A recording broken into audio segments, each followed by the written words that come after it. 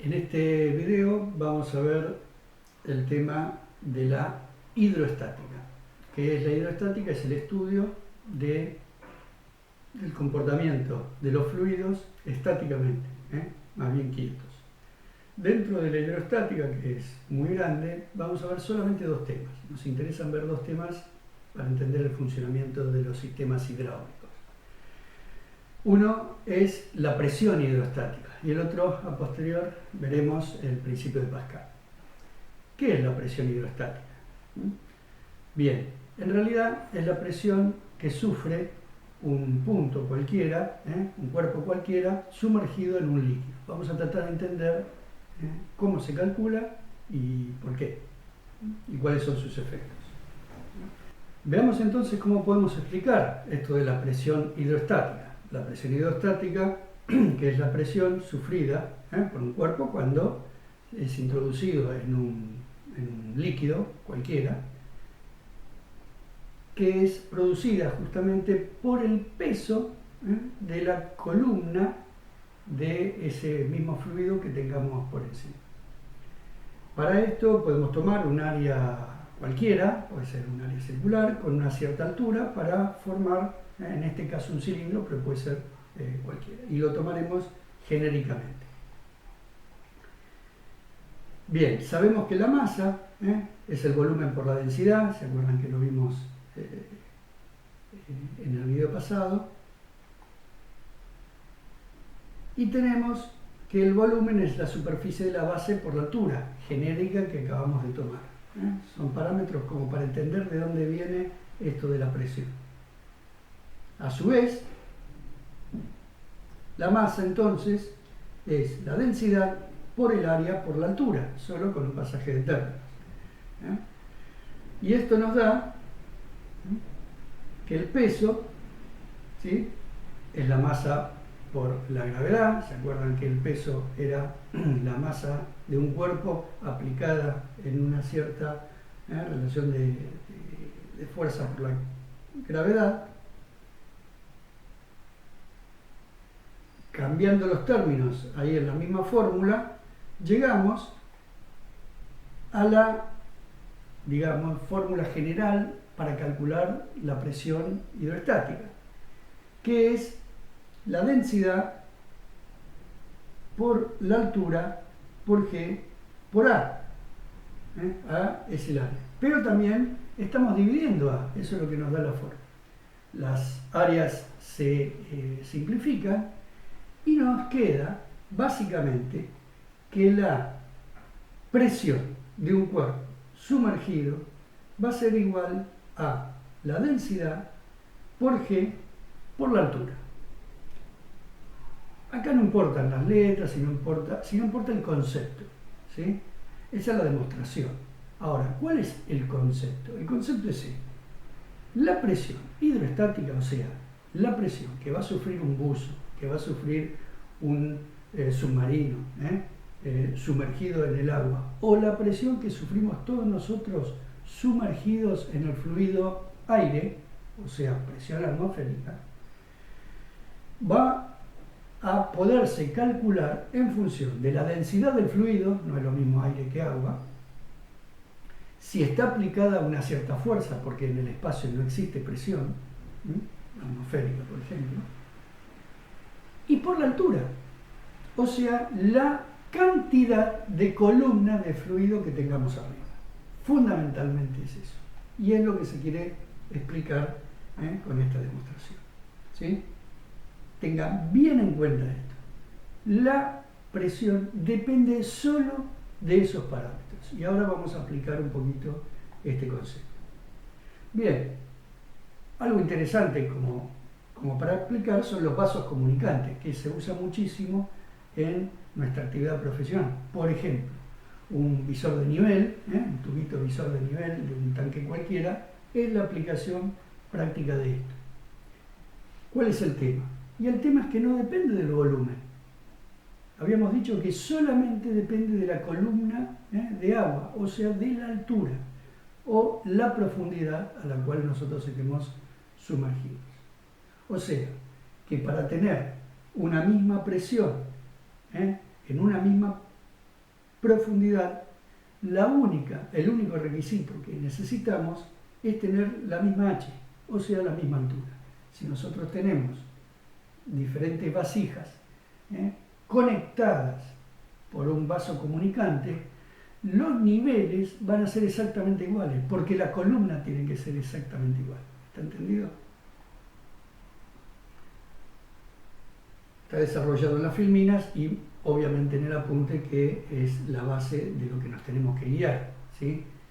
Esto es una explicación muy rápida.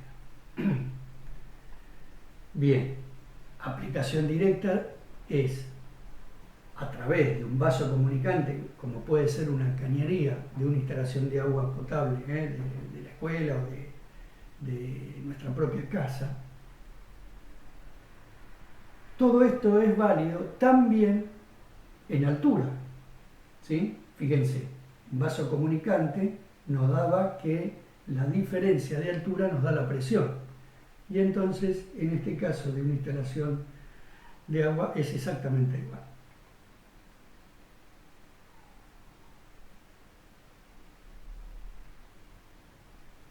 Bien, otra aplicación. Si yo quisiera calcular una diferencia de presiones, ¿sí? Tengo dos puntos sumergidos, hablo de puntos porque es genérico, dos puntos sumergidos en el agua, o en un líquido cualquiera, ¿sí? ¿Cuál es la diferencia de presión? Y bueno, va a ser la diferencia de altura. ¿Por qué?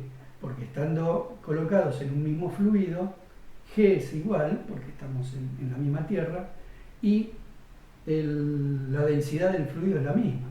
Entonces, ¿cuál es la única diferencia entre los dos cálculos? Y la altura. O sea que la diferencia de presiones va a ser, sumergidos en un mismo líquido, va a ser la diferencia de alturas.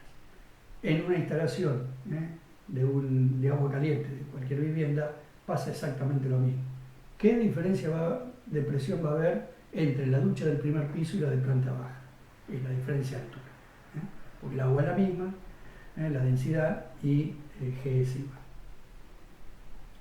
No ocurre eso en un densímetro, por ejemplo, cuando tenemos dos líquidos, no miscibles, no mezclables, dos líquidos, aceite y agua, en un tubo de ensayo o en una manguera. Si yo tengo dos densidades diferentes, ahí sí yo puedo tener una diferencia de altura que compense la diferencia de densidades. Es una forma práctica que podemos utilizar para calcular o medir densidad de líquidos. Conociendo uno, podemos conocer la densidad del otro, midiendo las diferencias de alturas. Otro sistema interesante es, bueno, cuando podemos medir presiones de un sistema cerrado, ¿sí? Si yo tengo de un lado la presión del sistema cerrado, que sería esta P, pero del otro lado tengo una presión conocida, como puede ser la atmosférica, por diferencia de alturas, yo puedo hacer un cálculo muy simple y calcular la presión interna de un sistema. Esto se usaba antes de los manómetros de aguja, se usaba mucho para poder medir, los gasistas lo usaban con columnas de agua de mercurio, ¿sí?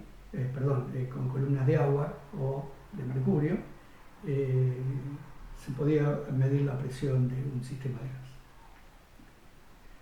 Bueno, el experimento de Torricelli, ¿cómo midió la presión atmosférica? ¿Cómo él pudo comprobar hace cientos de años que existía una presión atmosférica, que el aire tenía peso?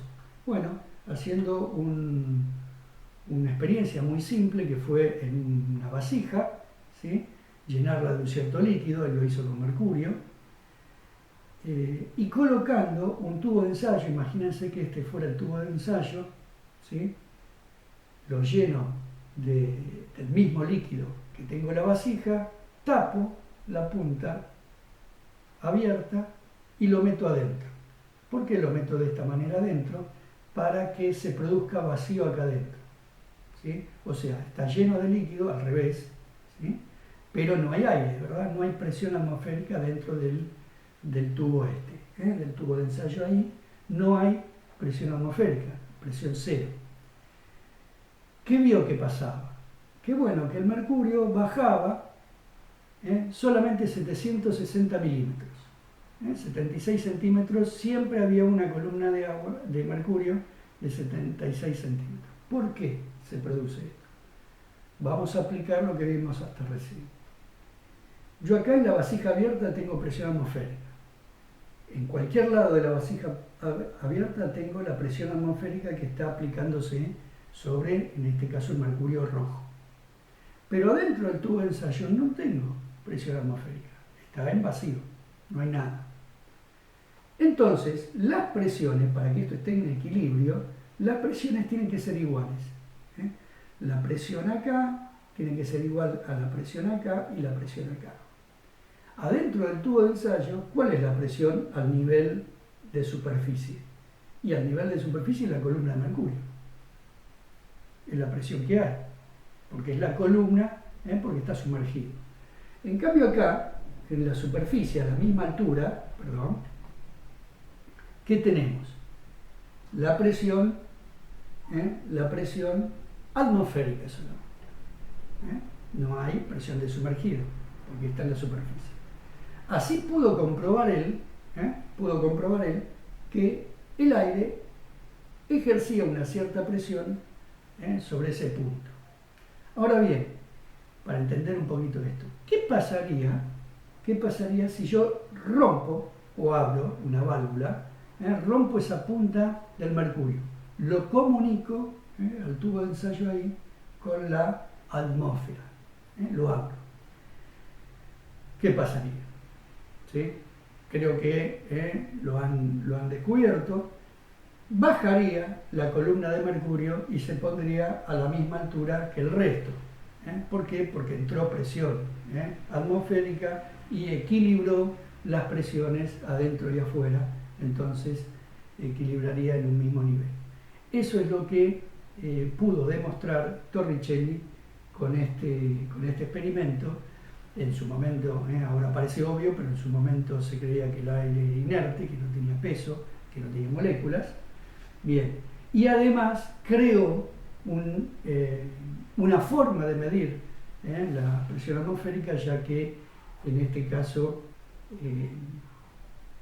cambiaba milímetros de un día para otro esa altura de subida del mercurio. Bueno, un ejercicio práctico de líquidos no miscibles, después véanlo, igual en la guía de ejercicios hay varios más. Bueno, lo que les decía hace un ratito, ¿sí? Las distintas alturas y aplicaciones de la presión hidroestática.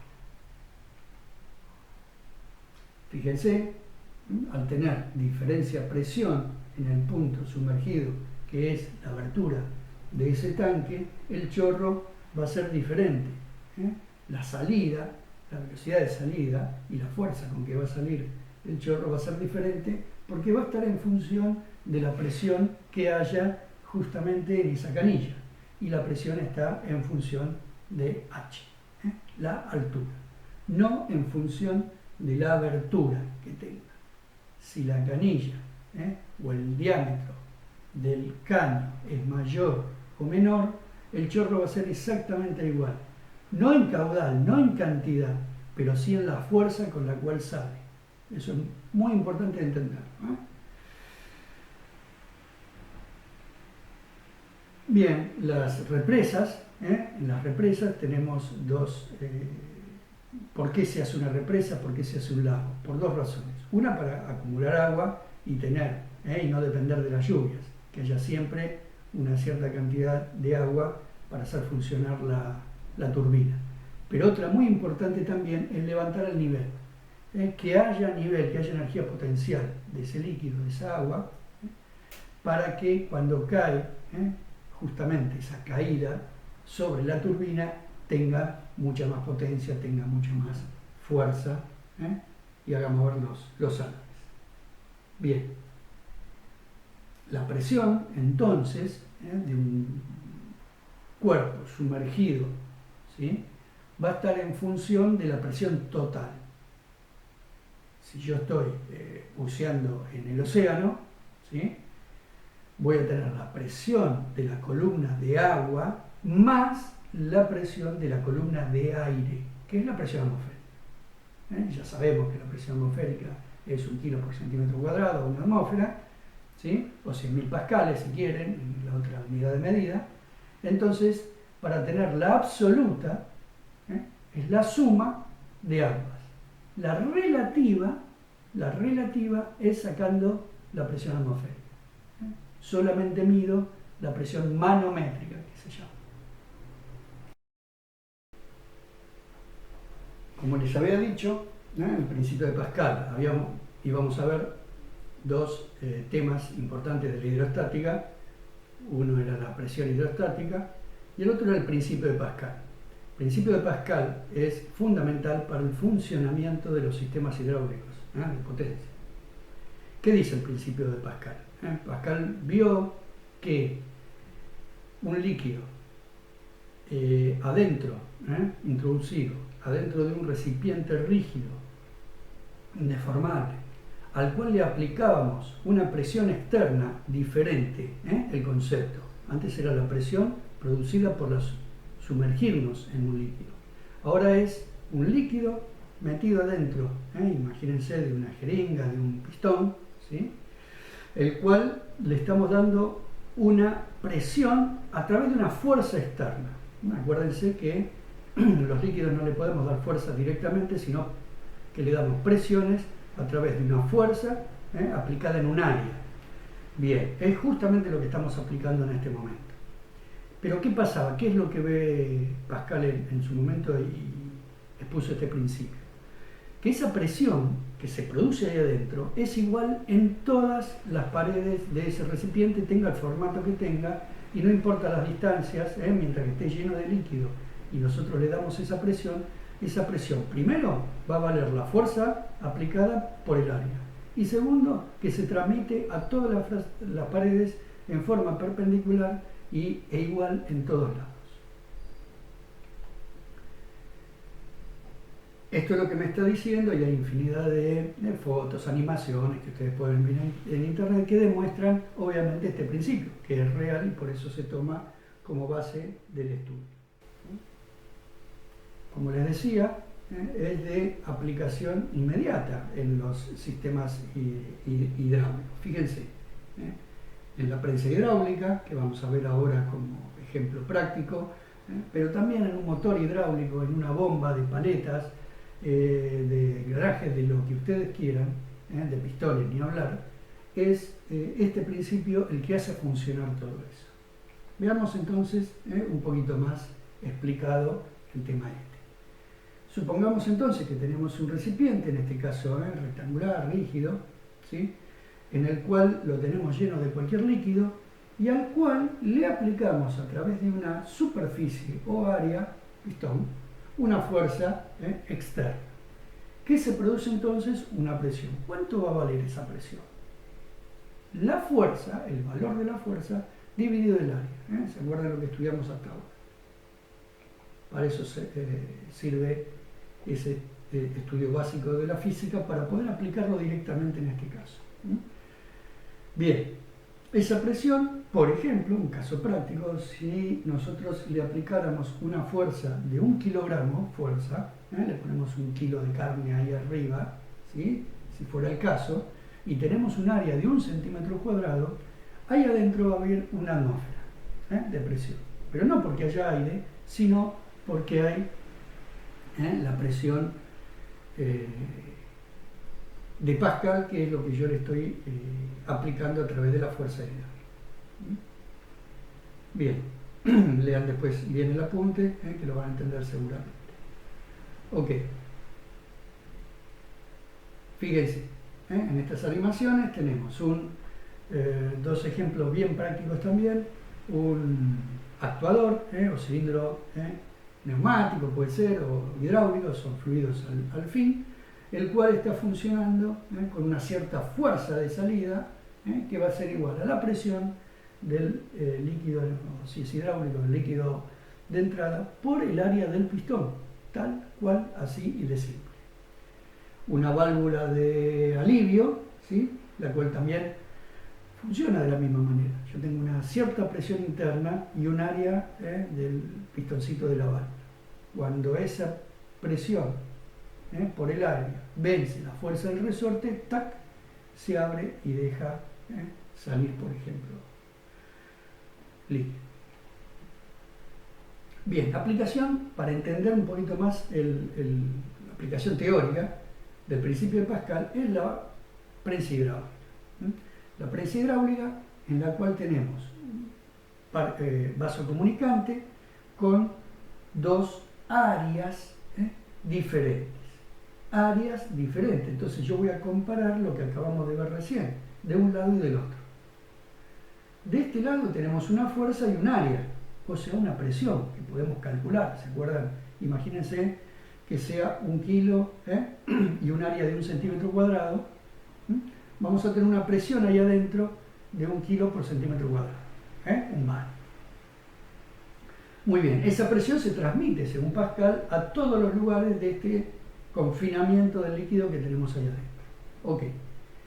Pero ahora, en este otro envase, que está comunicado obviamente con el anterior, tenemos un pistón de área, supongamos el doble, 2 centímetros cuadrados.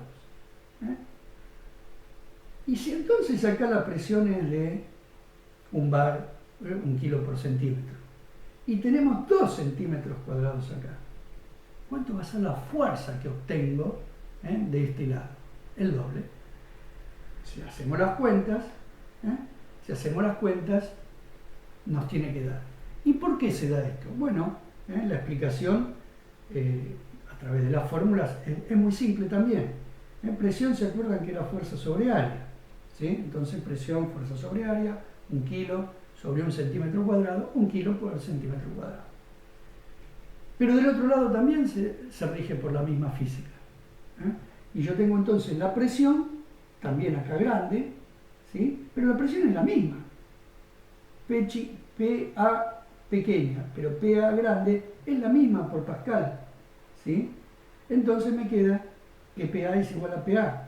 O sea que F chiquita sobre A tiene que ser igual a F grande sobre A. Y ahí tenemos una proporcionalidad. ¿Qué quiere decir una proporcionalidad? Bueno, que F chica es a F chica es a chica, como F grande es a grande. Es una proporcionalidad, una regla de 3. Despejando de la fórmula, o teniendo un poquito de sentido común, entendemos que la fuerza grande tiene que ser el doble que la fuerza chica, en este caso, porque las áreas son el doble. Bien. Aplicación. Como se ve ahí, el despeje de la fórmula, bueno, no es nada complejo. Aplicaciones prácticas de la prensa hidráulica, un elevador de auto, por ejemplo, ¿sí? Un utilizado, un expansor, una prensa hidráulica. Pero tenemos que tener algunas cositas en cuenta. Están escritas acá, pero volvamos a lo anterior. Supongamos que acá no hay un auto, no hay nada. ¿Qué presión va a haber acá adentro? Si no tengo fuerza, si la fuerza es 0, la presión es 0. Pero ¿cómo dirán ustedes? Si yo estoy haciendo fuerza de este lado, bueno, pero estoy haciendo un movimiento en vacío, se llama. Teóricamente, ahí adentro, si le pusiera acá en algún lugar un manómetro, no me daría presión interna. ¿Por qué? Porque no tengo fuerza del otro lado. Muevo el líquido sin que haya una carga a subir en este caso. Es aplicable después a los sistemas hidráulicos. A su vez, la presión, ¿sí?, va a estar en función de la carga aplicada. No va a ser lo mismo la presión allá adentro que si estoy subiendo un auto o si estoy subiendo un camión de varias toneladas. La presión va a ser diferente, porque dependerá de la carga que yo estoy subiendo, tal cual ocurre en los sistemas hidráulicos reales. Otra de las cosas que tenemos que tener en cuenta, que la carga va a subir si tan solo si yo puedo hacer la fuerza del otro lado que le permite llegar a la presión necesaria. Eso es cuando se bloquea una bomba, por ejemplo, porque la fuerza que yo quiero hacer del otro lado es mayor a la presión, a la potencia de la bomba que me puede dar. Bien, son cositas a tener en cuenta. Bueno, tiene un límite todo esto, porque si no las fuerzas que yo pudiera manejar serían infinitas. Y no es así.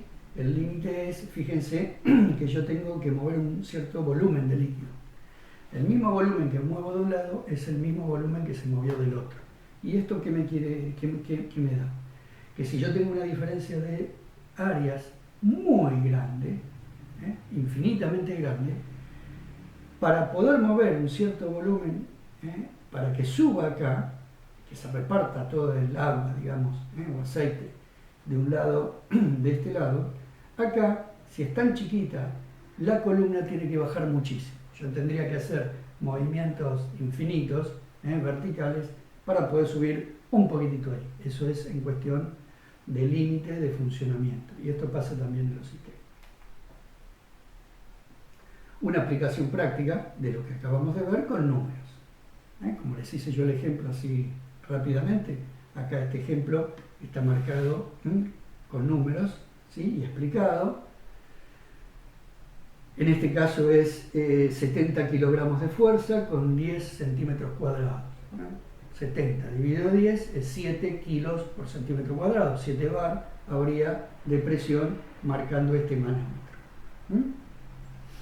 Bien. Del otro lado, si tengo 20 centímetros cuadrados de área, y con la misma presión, obviamente, por Pascal, nos va a dar una fuerza, sabemos que es el doble, porque es el doble del área, 140 kilos. Si hacemos la cuenta, a través de la fórmula se comprueba. Hay una analogía que llamamos analogía mecánica, que es la palanca, que es exactamente igual en concepto.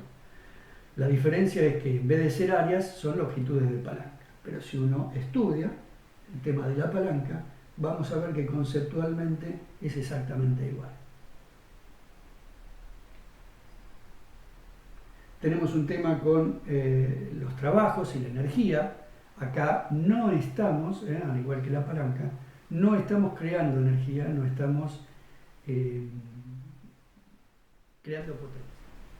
En este caso, el sistema hidráulico lo que está haciendo es transformándola, ¿sí? Tenemos una ventaja mecánica, igual que en la palanca, en máquinas simples.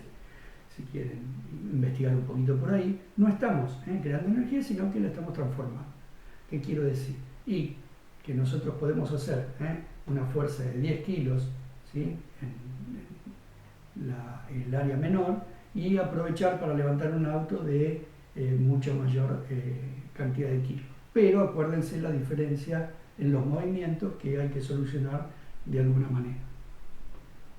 En el tema del trabajo se ve clarito con este ejemplo, ¿sí? De diferencia de fuerzas, ¿sí? Pero tenemos una diferencia de áreas. Cuando hacemos la cuenta en función del trabajo, vamos a ver que la energía o trabajo aplicado es igual al de salida.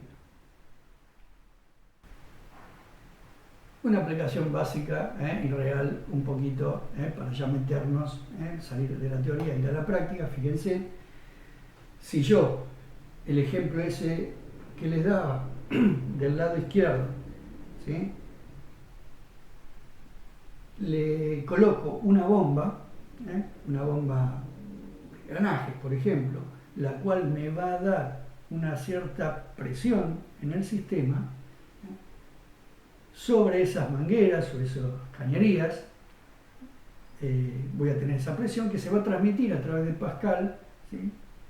Kilómetros si uno quisiera, idealmente sin pérdida. Hay siempre una pérdida por rozamiento, pero idealmente sin pérdida, y la que se va a transferir a través del área de un pistón, de un actuador, de un motor, se va a transferir a una fuerza externa que voy a a poder aprovechar con un trabajo mecánico. Fíjense lo que me decía Pascal, no importa el formato, no importa la distancia, se transmite esa fuerza y es lo que me da la ventaja, por ejemplo, de poder tener una bomba funcionando en una sala de máquina en una punta de la escuela o de un barco y tener un actuador conectado a través de una manguera y tener un actuador en la otra punta para automatizar, por ejemplo, la apertura de una puerta o en un barco, obviamente, un hinche, el timón, etc. Bien, con esto terminamos lo que denominamos hidroestática.